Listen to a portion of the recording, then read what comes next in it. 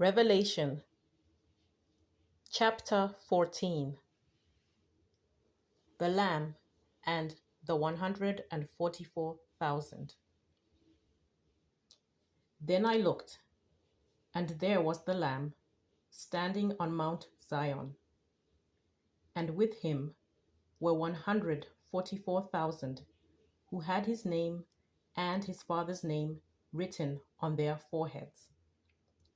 And I heard a voice from heaven like the sound of many waters, and like the sound of loud thunder. The voice I heard was like the sound of harpists playing on their harps, and they sing a new song before the throne and before the living creatures and before the elders. No one could learn that song except the 144,000 who have been redeemed from the earth. It is these who have not defiled themselves with women, for they are virgins. These follow the Lamb wherever he goes. They have been redeemed from humankind as first fruits for God and the Lamb, and in their mouth no lie was found. They are blameless. The messages of the three angels. Then I saw another angel flying in mid-heaven with an eternal gospel to proclaim to those who live on earth, to every nation and every tribe and language and people. He said in a loud voice, "Fear God and give him glory, for the hour of his judgment has come, and worship him who made heaven and earth, the sea and the springs of water." Then another angel, a second, followed, saying, "Fallen, fallen is Babylon the Great. She has made all nations drink of the wine of the wrath of her fornication."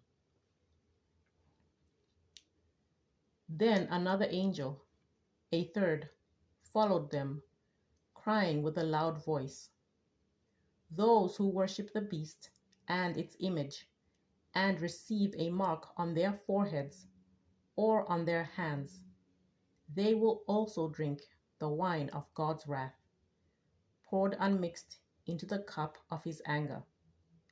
And they will be tormented with fire and sulfur in the presence of the holy angels and in the presence of the Lamb. And the smoke of their torment goes up forever and ever. There is no rest, day or night, for those who worship the beast and its image, and for anyone who receives the mark of its name. Here is a call for the endurance of the saints, those who keep the commandments of God and hold fast to the faith of Jesus. And I heard a voice from heaven saying, "Write this: Blessed are the dead who from now on die in the Lord.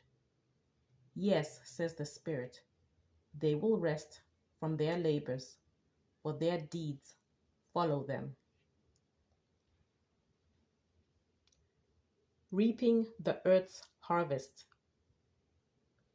Then I looked, and there was a white cloud, and seated on the cloud was one like the Son of Man, with a golden crown on his head and a sharp sickle in his hand. Another angel came out of the temple, calling with a loud voice to the one who sat on the cloud, "Use your sickle and reap, for the hour to reap has come, because the harvest of the earth is fully ripe." So the one who sat on the cloud swung his sickle over the earth, and the earth was reaped. Then another angel came out of the temple in heaven, and he too had a sharp sickle.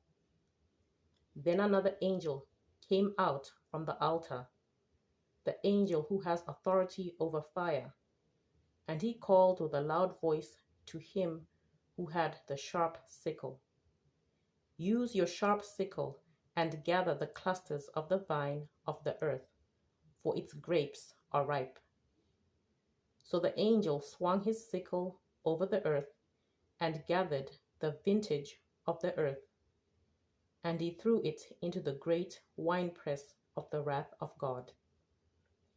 And the winepress was trodden outside the city, and blood flowed from the winepress as high as a horse's bridle, for a distance of about 200 miles.